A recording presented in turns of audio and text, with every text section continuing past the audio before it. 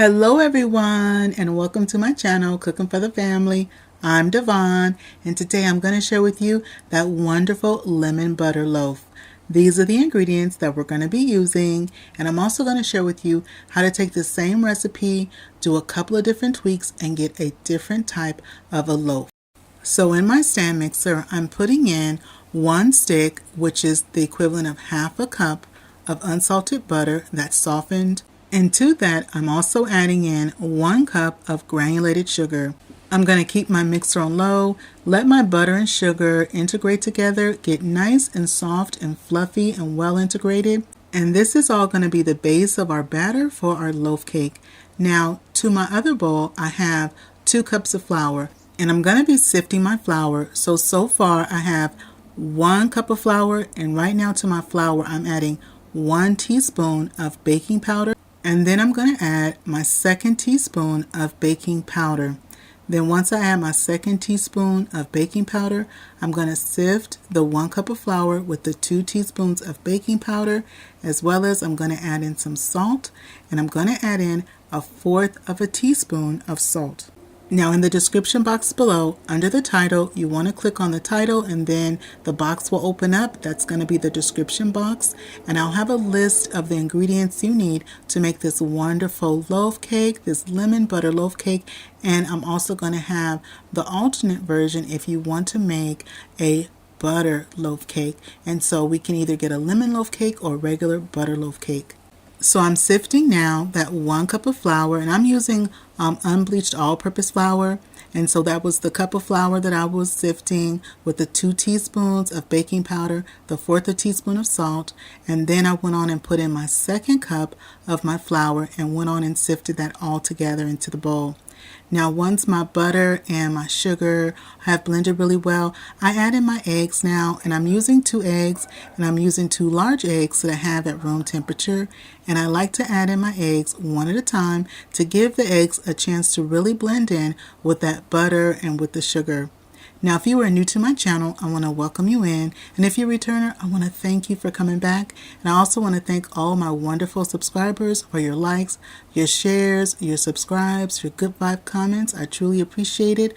I enjoy cooking and baking and sharing what I'm doing in my kitchen with all of you guys. So if you enjoy the content, I hope you give it a thumbs up and consider subscribing.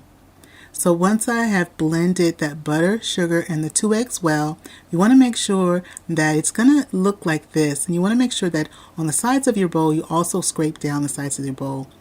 Next, I'm going to put in my dry ingredients, and I'm going to alternate the dry ingredients with my sour cream. And you want to start with your dry ingredients and you want to end with your dry ingredients.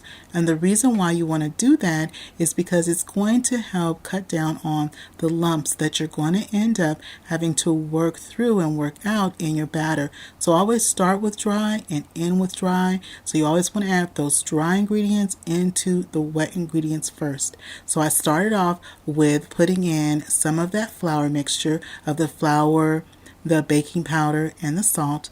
And then I went on and I started my mixer. I let my mixer go just for like a few seconds, maybe about 15-20 seconds or so. Then I added in my sour cream, and the sour cream, we're using a total of 3/4 of a cup of sour cream that we're going to be using in the recipe. And I will have that information in the description box below. Now, something that I realized, I didn't capture myself putting in that 1/4 of a cup of sour cream, and so I just wanted to make sure that for the recipe, you know that it's a 3/4 of a cup of sour cream that we're using total. And after each addition of your flour and sour cream, and then flour, sour cream, and then ending with flour, you want to make sure that you do turn on your blender, or if you're using a hand mixer, or if you're hand mixing it by your own volition, that you always want to do a little bit of a mixing when you add, right after you add that next ingredient, a little bit mix, add the ingredient. Now once we've added all of our flour and sour cream to our bowl, I added in 1 tablespoon of lemon zest. So that was 1 tablespoon of nice fresh lemon zest. Now if we were going to make this as a regular butter loaf cake, what you would do is you would leave out the lemon zest. You would add in 2 teaspoons of vanilla extract. So you would leave out the lemon zest add in 2 teaspoons of vanilla extract, and just in that simple variation, you have then made yourself a butter loaf cake. So now I have my 9 by 5. This is a 9 by 5 loaf pan. I went on and sprayed it with some nonstick spray. I'm going to spread my batter in my loaf pan, making sure that it's nice and evenly distributed. And then while I'm doing this, I always turn on my oven so it can preheat. So my oven is preheating on that 325 degrees. My loaf is going to bake at 325 degrees for 50 to 60 minutes. It's going to be nice, beautiful, golden brown on top, just like you see there. And then also when I use a tester and I test it in the middle, it comes out nice and clean and we have no crumbs. So once it's cooled down a bit, usually I let it cool for about 15 minutes, about 15, 20 minutes, no more than that, because then it starts to kind of sweat inside the pan.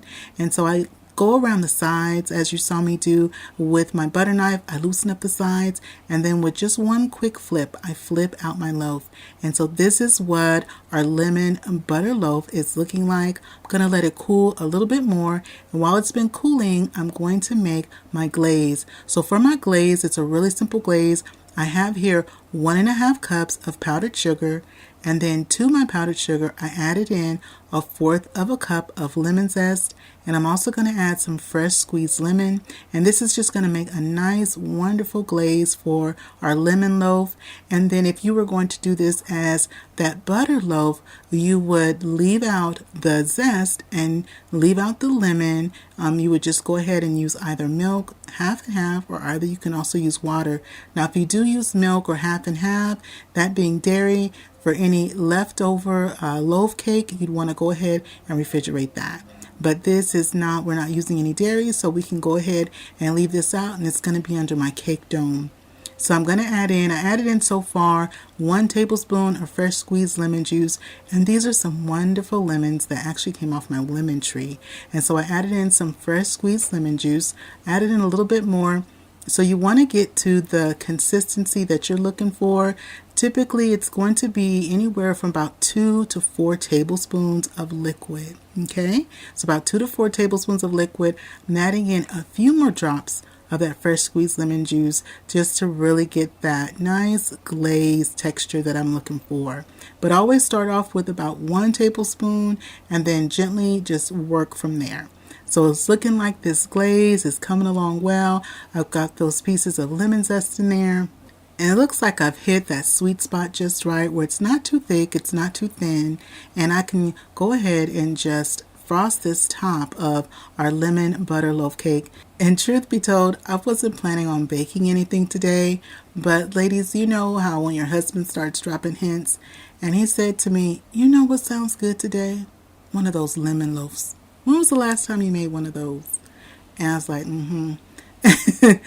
So I went on and made him a lemon loaf, and I went on and I brought y'all along with me so to share with you this wonderful, really easy recipe that you can make 2 different types of loaves by just taking out one ingredient and adding in another. And if you want to boost up the lemon flavor in your lemon loaf cake, you can also add in a teaspoon of lemon extract. You can also add in a teaspoon of lemon extract, but I have found that that lemon glaze that we do on top and then the lemon zest in the cake is a wonderful balance of lemon butter flavor. Well, this is what our lemon loaf is looking like. It is nice and soft. I'm going to give y'all the first bite. Go ahead and take your bite. Now I'm going to take my bite and see how we did. This comes out nice and moist. It is dense, but it is moist. It is just the perfect balance of that lemon butter flavor. Well, I hope you give this recipe a try. My husband is at the table and he is waiting for his slice. So that is it for me today. If you're not subscribed, please hit that subscribe button. If you like this video, don't forget to show it some love. Give it a thumbs up. Click share this video with a friend or family, and don't forget to click that notification bell so you can come back and visit me again in my kitchen. And remember, it's always good when Dyvonne is cooking for the family. I'll see you on the next one. Bye-bye, everybody.